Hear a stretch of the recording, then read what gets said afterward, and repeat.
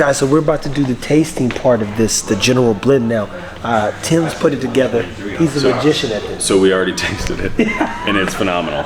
So, and we got some other people in here, they tasted it, they said best they've had. So, but here's how you know, since this is the General's blend, so even though we already drank it, the aromas stay in the glass. Yeah. So this is very aromatic, even though there's no whiskey in here. So I'm curious to see if the General approves.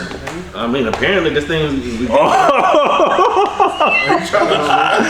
That's just, it's an empty glass. That's just the aroma. So I think the General has spoken. And there we have it. Stay tuned. Whiskey. I'm drinking it. That was good.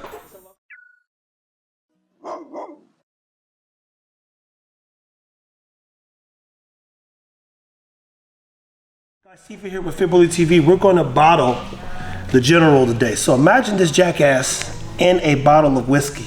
I wish I could just give him a bottle of whiskey to knock his ass out, but I don't think that'd be healthy for a dog. So go ahead and introduce yourself, man. Andy Ziegler from the Whiskey Blendery, brand ambassador, general manager. And then Happy the to be boss here. man himself, man. Tim Hewells and dog lover. Hey, look, the General, man, he's only come on my shoulders, so I have to put him here. And I thought, man, we got a big idea, but let's start with a basic idea. So go ahead, if you don't mind. We talked about this before.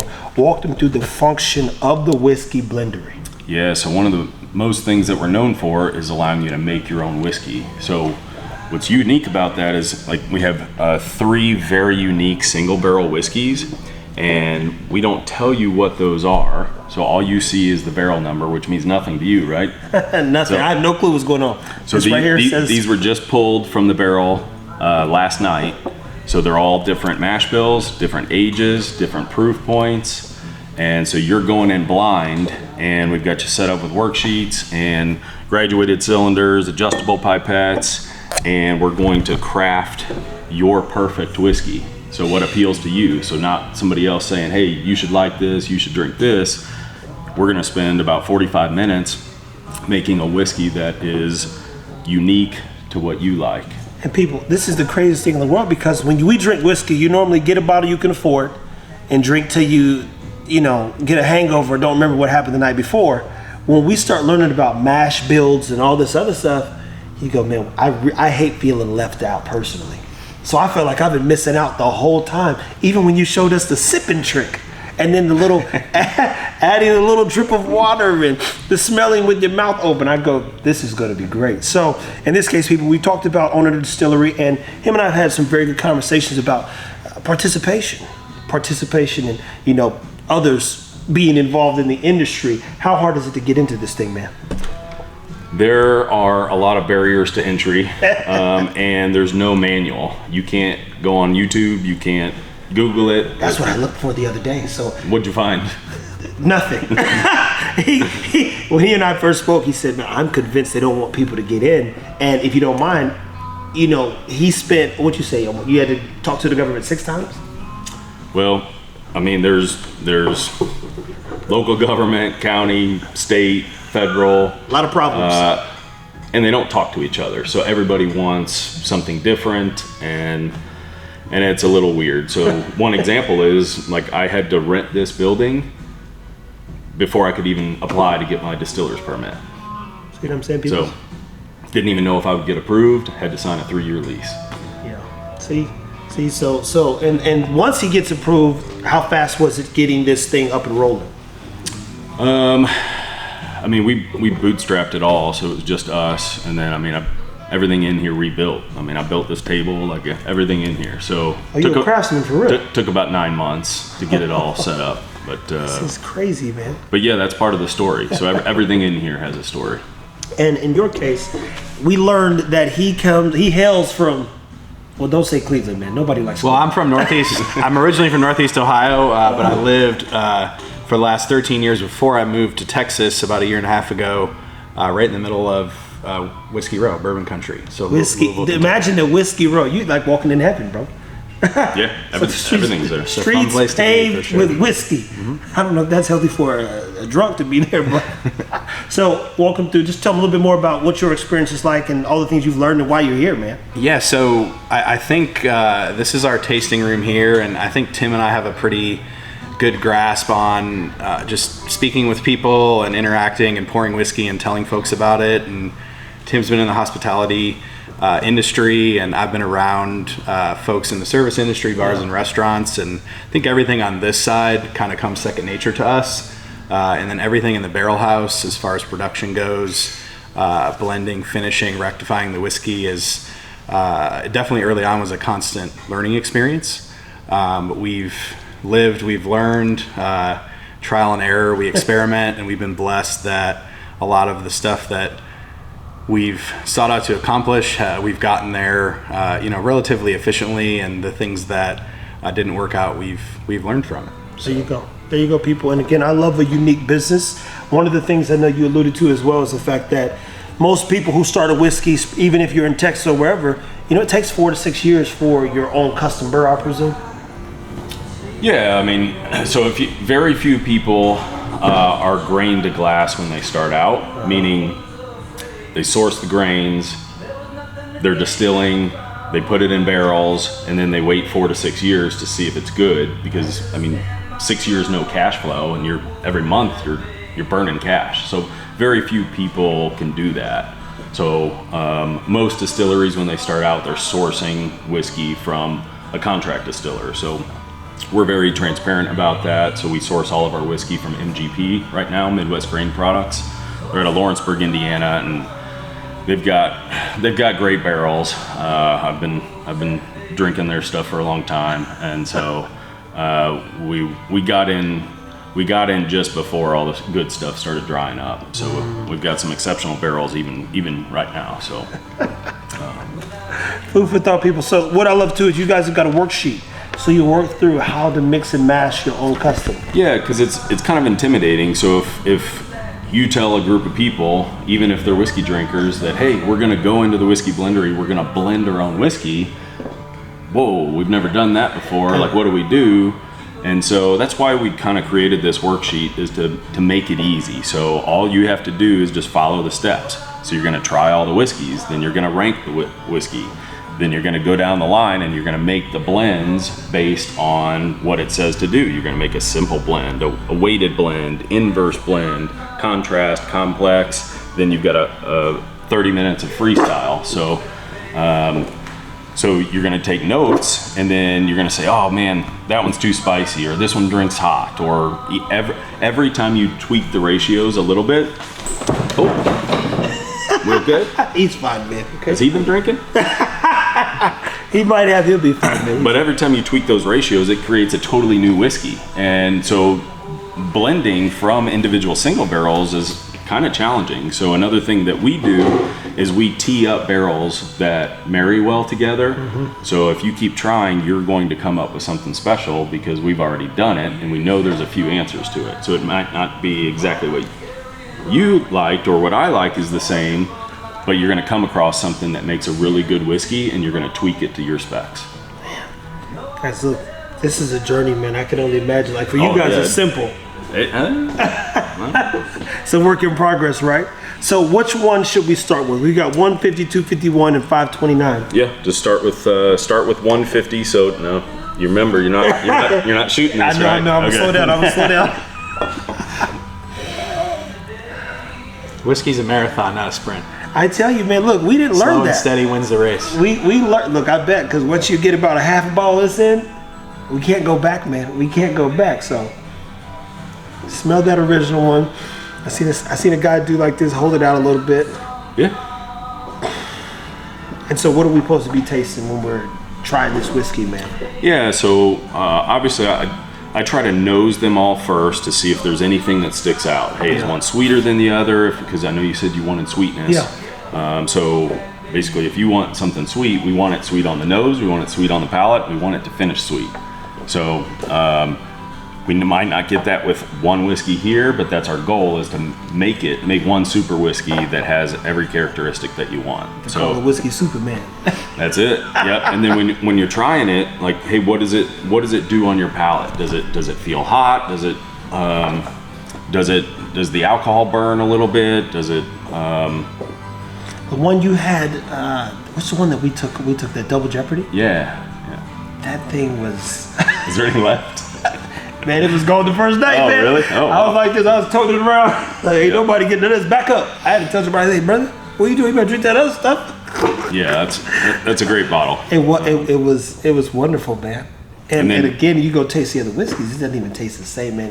You spoiled us, man. You Yeah. spoiled us. I hate Yeah. going to buy whiskey now, man. And I'm a guy that really likes the finish. So give me a bold, like, long finish, and that's a better value. So if I can buy a bottle and it's got a 60-second finish and I'm still tasting it versus something that falls off after 5-10 seconds, and it's like I can consume less, I can enjoy it more.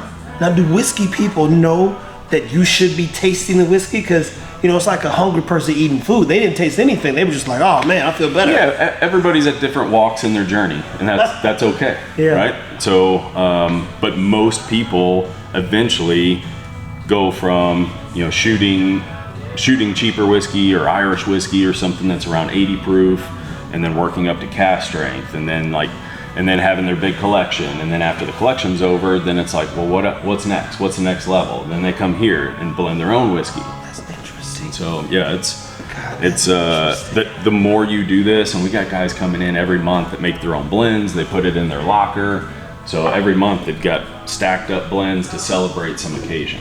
And then we'll have bottle shares here, so they're excited to bring them out, share them with other members, see what they blended up, what they liked, and then it gives inspiration. Like, oh, Tim, do you still have any of this barrel left? I want to work with that one. And so it's basically an endless rabbit hole of whiskey fun. So, Of what ifs. Yeah. What if this was it? All right, so I'm going to walk you through something. Normally, even I've talked to some other businesses we'll be partnering with on the dog side.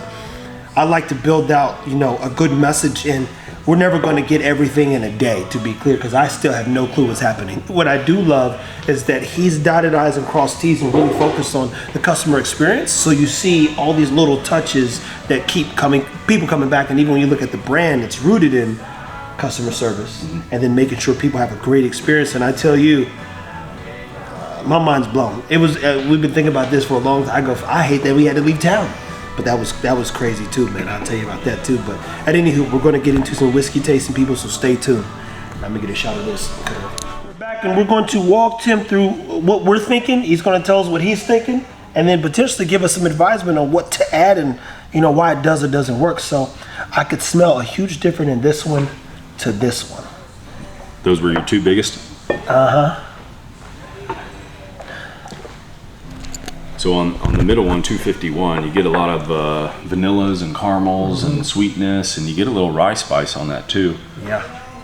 Yeah, that's a power move there. So just like the General, so I think 251 is gonna suit his personality well. Yeah, man, I like it. And then this one, it smells a little like.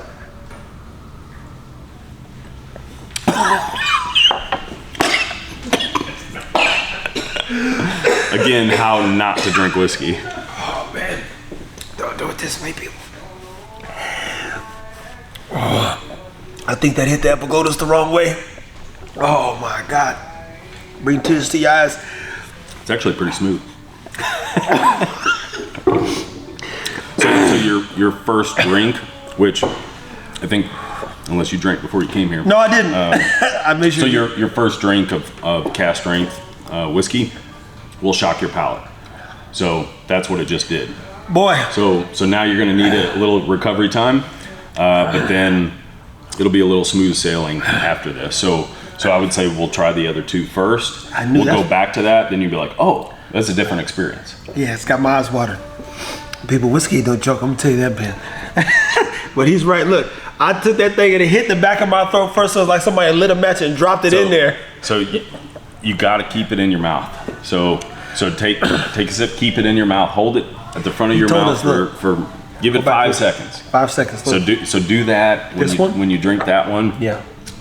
Take a little sip, take about half that, just hold it. hold it in your mouth. Hold it there. Give 5 seconds. Now swallow, and you won't have that crazy reaction. Yeah. Much different. I feel like I'm blowing fire, but still. Now, I don't know what you guys know about whiskey. We got a lot to learn. One thing is, I can't hide my faces. Now, this is good stuff. When I tell you good stuff, after about your third drink of anything, you forget where you are. It don't even matter. You start pouring stuff in a cup. And this is some stuff that you could put over ice and literally drink as. Yeah, you could drink it however you want to drink it. So these are cask strength, I would say anywhere from 115 to 125 proof as is. So, but, and we'll play with that. So after we create the perfect whiskey, then we'll play with the proof points. So we've got distilled water there. So we'll see if water opens it up, or we'll see if we proof it down, and hey, maybe we want to sit it at 90. So whatever makes the best whiskey, that's where we're going to land at. So it might be cask strength, it might be a little lower proof, but we'll be the judge. There you go, people. So what do I mark down? So I took this one. I liked it. Kind of like what I already said. What do I put on this sheet here? Yeah, so you'll try the second one, because I know you like the nose on that the best, I think, and it did have a great nose. A lot of sweetness, vanilla, caramel, and that one should have a little rye spice, a little bite to it, and that one has a lot of personality. So yeah, that. You know, you could taste, and that's the thing. There was so much more subtlety in this one. It didn't feel like no spice for real, but you could definitely, it's there. And it's funny because that's probably 15 proof points hotter than the one that you just tried that you blew up on. So that's how you know that's a good whiskey, when you can drink it and be like, whoa, I thought that was like 100 proof, and I tell you it's 125, and you're like, man, that's some good stuff. So that stuff, look. Then also these should be really oily to where. Just like a wine, to where when you start to see the legs, when it has thick legs, that means it's a complex whiskey. So there's a lot of things you can tell. So that's what you call when you see the residue almost on the side of the. Yeah, the legs running down. So that's called legs. Yeah. Oh, they take thick thighs, save life. No. Okay. I've unfortunately not gotten into so many things, but look, this guy right here. I tell you this: depending on what rooms you are, it'll shape you, right? Shape your experiences in life. And you go to places where you get educated or you don't get educated. Point is you maybe want to be a connoisseur of a lot of things. So I actually start watching wine videos the other day. And you say, I'm watching everything, right? He's telling me about this whiskey stuff. So I'm like, let me see what's going on. So there are some similarities between the two. So you'll see people, aerate their wine, then they throw their nose in there, but they keep their mouth shut. And they're getting all the aromas. With this, if you agitate this, you're essentially causing it to evaporate faster because it's so high proof. So now you've pissed it off. You've got all the alcohol vapor sitting here. So if you then nose it like you do wine, stick your nose in there and huff it, that same reaction to where you're like coughing, and you're gonna do that. So that's why I tell you to keep your mouth open, because there's so much ethanol sitting in the glass right there that you don't want it to hit all your senses, and then you're out of the game for 5 minutes. 5 minutes. And so wine people, don't they eat like cheese to reset their palate? Is there a trick to resetting your palate with whiskey, or you just give it to 5 seconds? So we provide pretzels. So we drink water in between each one. Yeah. And then like one pretzel. If you kind of want to reset your nose, you can kind of smell your elbow. So if you smell your skin, that kind of gives you. Some people can smell the elbow, man. So you hear like coffee, but I mean, I don't like coffee because it's so strong, and now you're smelling coffee. So yeah, smelling your forearm there, that usually resets it to where then you can go back to it. But that's crazy. Yeah, there's a lot of little tips and tricks that will teach you that. Then when you try this whiskey, you're gonna be like, wow, this is pretty incredible that we made this from so very different bottles. This is crazy. And so now let's go back to the hot spice. This was the kicker. Yeah, so that's the one to where you ran off stage. Off stage, man. I'm like, I didn't left the set. Yeah. So this is opening up nice. So I'm starting to get some sweetness on this. This one, yeah. I can smell it now. Yeah, and I get a lot of oak on this one too. So talk about that too, people. So get this. the barrels colors. So they use barrels from the top of the tree to the bottom of the tree. Yeah, for the most part. So so to be called a bourbon, it has to use American white oak. So harvested in the U.S. and most of it's out of Missouri. And to be a bourbon, it has to be charred on the inside of the barrel. So a brand new barrel charred on the inside, and the wood makes such a big difference. So whiskey goes into the barrel clear, like water or any other spirit, and then obviously charring the inside of the staves. That gives it the majority of its flavor. It gives it all of its color, and so each individual barrel creates a unique whiskey. So when you hear the term single barrel, those bottles are from one barrel, and they're going to have a unique flavor profile that no other barrel will have. So if you like that one, you can only have another bottle of it if you buy from the same single barrel. They'll usually have a single barrel number on them. Otherwise, it's going to be different, or it's going to be a batch, meaning they threw a ton of different barrels in, blended it up, and then everything in the batch is the same. This is crazy, man. So the irony, people, is this one actually tastes better now. I figured once you went back to it after trying the others, you would have a different appreciation for this. Yeah, no, this one tastes way better now, which is rather baffling if you think about it. Because the original kick, I feel like I got kicked in the throat. now it's a little subtlety to it, man. Yeah, now it's really nice. So now that we've tried them all, how would you rank them? So the irony is I still like this one's the best one. Yeah, that's the great. one. The 251 is the one. Yeah, and I think that this one is like it moved up. It moved to number 2. So what's your intuitively? What would you say? So if you were going to make a super whiskey using just these two to start out, what would you say? Would you say heavier on this one or heavier on that one, or? I think it'd probably work well if it's 50-50. Okay. I think it's one of those things because this sweetness, and then what I still feel is some of the spice, but it didn't kick the way that it kicked me the first time. But also, like I said, I hit the back of that epiglottis, people. I'm gonna choke myself out. Okay, so that's what we're gonna do. So we're gonna take our adjustable pipette. Okay. We're gonna take 5 milliliters of each of them. We're gonna blend it together. We're gonna try it and see what that does. Let's go. Yes, we still got a ton of work to do too. Yeah, but it's all good. I mean, you'd rather be busy doing something than nothing. Yeah, productivity, man. So even coming in here and working with him and learning as much as we can, game changer. So we're putting,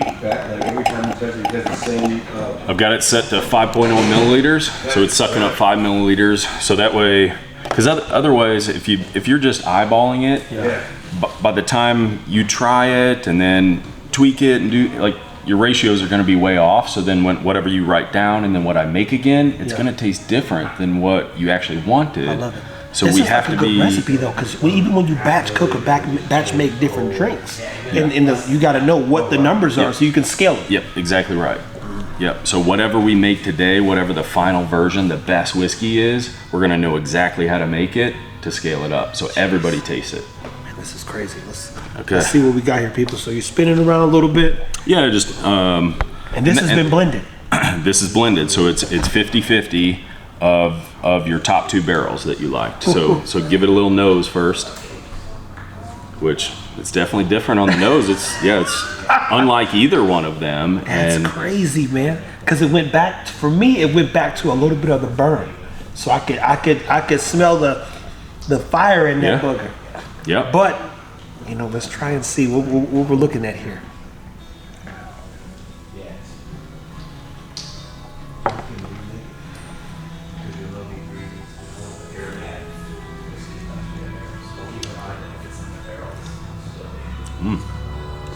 That's pretty good. Starting off, so for us to be at that level, at the first one, but man, it's got a great mouthfeel. You feel that now? It's almost that buzz right there. I left it on the tongue for about 5 seconds, so it's like still singing. Oh man, so we'll be able to taste this for another 30 seconds because it's not slowing down. You see how it's just ramped up and it'll just keep going. It's sitting right here too, where it's like right in my cheeks. Yep. Like I look like a squirrel. That thing is in there. Yeah, but you see how you can still taste it just the same, like right after you swallowed, you can still taste it the exact same. So right now it's starting to fade a little bit, but it's still still there. People, he's right on par. He's right on par with everything, because I was like, oh, it's getting out of my jaw, it's moving to the back. I got like that last piece of it's back there, and then as the saliva, I'm guessing, continues to like take over, it's like, oh, okay, let's remove it. So that's interesting, man. Yeah. But I can also see now what you mean, because you go, okay, I like more of this flavor profile, so you go, we've got to up the increments. Yep. So that now it's not 50-50, it's like 70-30. Yeah. Then you get to, so now let's do a 2-to-1. Okay. So now we'll do 2 parts 251, 1 part 529, and see what that does. So it could be better, it could be worse. So all of these things are data points that are going to tell us yes, better, no, worse, and then we're going to correct. We're going to correct until we get, all right, now this is a great base whiskey, and then we're going to start pulling it in different directions to then make sure that we have the best whiskey that we can create. And then once we have the best whiskey we can create, then we'll start proofing it down, adding a little water, see if it opens up, and you'll know very fast whether the water helps it or hurts it. That's most people think like, hey, I want something easy drinking, I want it smooth, and so let's just add water to it. But when you add, it doesn't work that way. Not all the time. Sometimes it does, but sometimes, because these are straight from the barrel, they're unfiltered, they're oily. So if you add water in it, you can actually watch it, and it's like oil and water. And yeah, so you need to let it sit for about 60 seconds. So it'll kill the nose immediately. So just let it sit for a little bit, let it marry, and then when you try it, you'll know very quick if the water helps it or hurts it. So it could have that same reaction that you had in the beginning. It could make you have that reaction even at a lower proof, because now it's more harsh with the water, because it doesn't marry well with the whiskey. It's crazy, man, when you think about this thing, man. It's too many moving parts. Well, perfect, people, stay tuned. We're gonna figure this one out. Guys, so we're about to do the tasting part of this, the general blend now.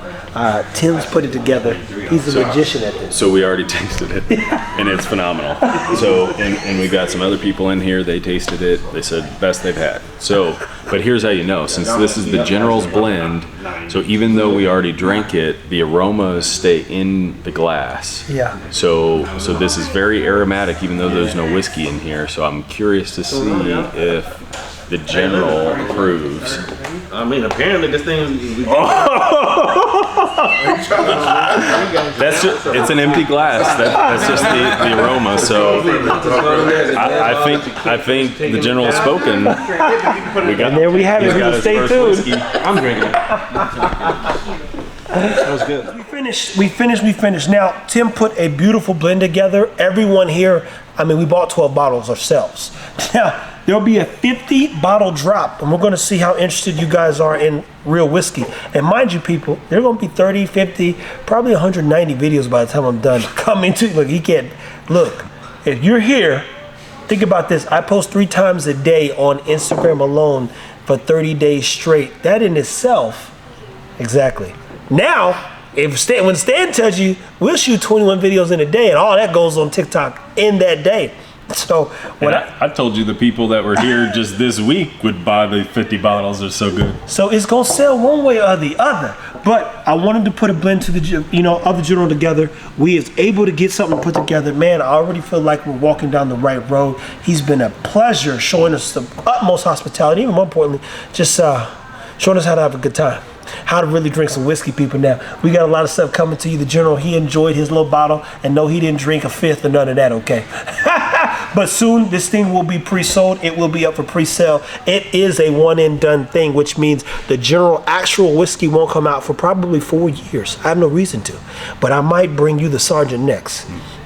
So stay tuned, people. Take care of your dogs. Follow the Whiskey Blender. Are you guys on YouTube? Nope. Not yet. Not yet. Focusing on the whiskey right now. There we go, the whiskey, man. I'm gonna come in and work with this guy. We're gonna build this brand up, people. We want to keep taking care of these dogs and having a good time. Stay tuned.